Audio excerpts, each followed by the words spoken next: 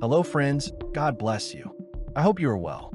This time, I bring you a video with a very interesting testimony of Brother James Bishop and how he went from being a Trump follower, specifically of the QAnon movement, to breaking out of that great deception and becoming a Christian. Below, I'll read his testimony. For all those who think I'm a progressive Trump hater, here are some of my things and my testimony from supporter to speaker. Some of my things are in boxes after the move, but I was able to take a screenshot of the watch I have. I have the same birthday as Trump, so I even have birthday cards with him on them. Ha ha ha, person shrugging. I was fully committed to Trump, and my social media could have been a campaign ad from 2017 until the summer of 2020. I was a fan of MAGA Q before it became popular.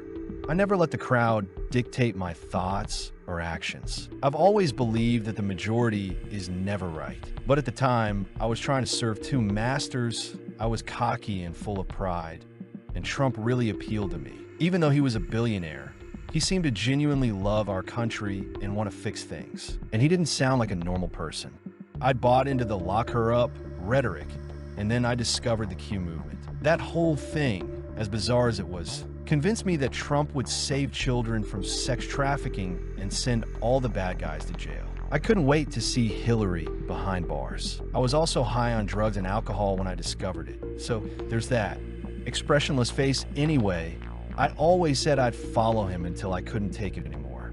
And that day finally came. But honestly, what kind of monster wouldn't want to help stop child trafficking by satanic pedophiles? Faced with rolling eyes, I truly believe that's how Trump solidified his base. The first 4 years were dangerous for me to support him.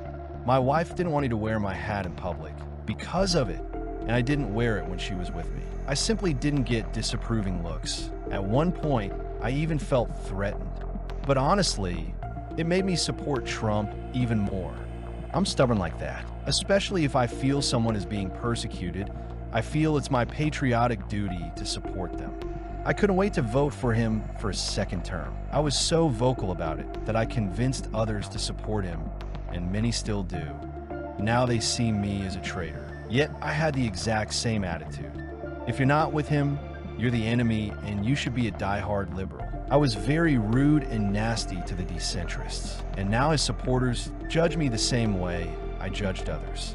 The Bible warns against this. So what changed? In 2019, I was fed up with drugs and alcohol, and I began to seek God as a solution to my problem. I became a Christian at 19 and was completely devoted to the Lord, even working for the church until I ran away from my calling for 20 years.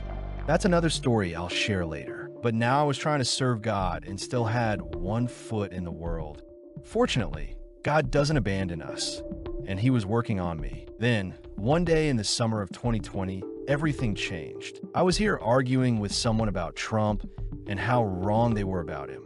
I was being rude and nasty to these people. While I was arguing, I had an impression from the Lord, a still, small voice telling me, "This is not how I treat people." I ignored it and continued. I was sure Trump was a godly man sent by God to destroy the deep state and expose the evil in the world. So these people needed to wake up one way or another. It wasn't about a choice. It was about good versus evil. People needed to choose a side. If you supported Trump, you were good, if not evil, and deserved whatever punishment the deep state liberals meted out. But later that day, God shook me deeply. First, I came across an interview where Trump was pressed on whether or not to ask God for forgiveness, and his answer shocked me. I thought, what kind of Christian actually answers a question like that?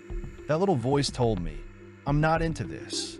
He's not who you think he is. Again, I tried to ignore that thought and that voice. Here's the video. https://youtube.be/New York DeBovFDI question Mark SI =, 6PL6AQ 4MG11 ISAMP. Then I came across this video by Marina Abramovic, a well-known witch and spirit expert. Google it if you want, it's disgusting.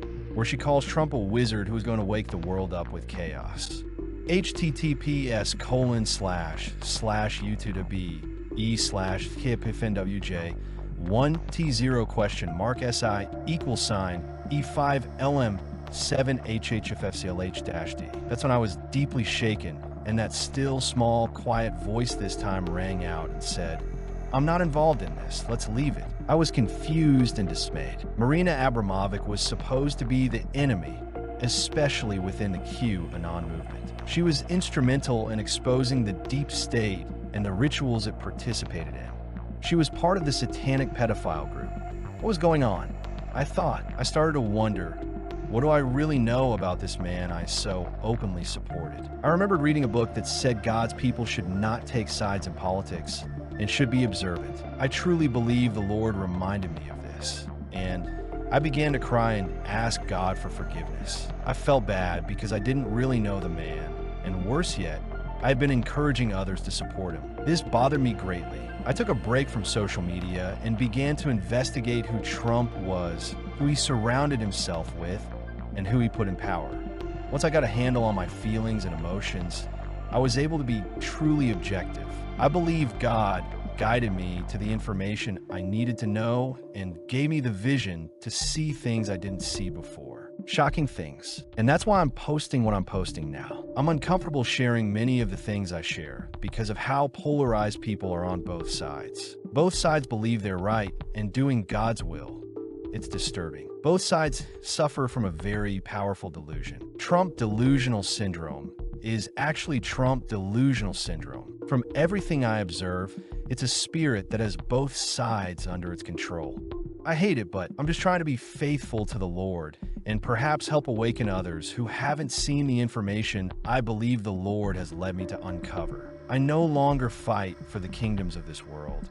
If we were fighting for earthly kingdoms, Jesus would have told us so. John 18, verse 36. And what I've learned over the last 5 years of observing is that everything that has happened since JFK's death has led us to what we're witnessing now. Everything, especially the last 8 years. It's one of the greatest Hegelian dialectics ever applied to a population. If you don't know what it means, I encourage you to find out. The occult has a major influence on all of this. 3 unclean spirits, like frogs, have come out into the world. It's all been occult rituals and spiritual deceptions using political theater to bring us into this new occult golden age. The age of Aquarius, the new Aeon, a false millennium. And I just pray to the Lord Almighty that more people wake up and see the truth before it's too late. It really wasn't just another 4-year election. Something bigger is just around the corner. A time of unprecedented anguish, disguised as peace and prosperity. Hosea 8, verse 4. For they have set up kings, but not of me. They have made princes, and I was not aware of it. Of their silver and gold they have made idols to be destroyed. Well, friends, this has been the testimony of Brother James Bishop. If you liked it, I ask you to like, comment, share, and subscribe to the channel by activating all notifications so that the YouTube app notifies you every time I upload a new video. I would like to say as a final comment that in the past, more or less between 2018 and 2021, at some point I believed that this QAnon movement was genuine and that it could truly arrest the deep state elite who secretly engage in human trafficking. But when I saw that Trump handed over power in 2021 without doing anything, I thought, this is a fraud, it will never happen. And then, little by little, I stopped having the kind of conflict I had between the idea that the end was near, but just before that, everything had to improve and get better. So little by little, God has allowed me to access very, very interesting information that has opened my eyes and allowed me to see that those false alarms or narratives about how everything will get better and that with the 4th Industrial Revolution, Nesra or Gesara, everything will improve are completely false and will end in a disaster never seen or imagined.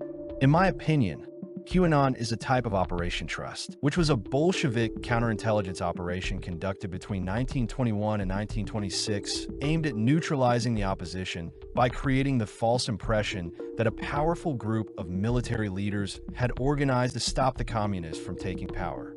QAnon bears a striking resemblance to the Bolshevik psychological operation. Operation Trust was how the communists took control of Russia.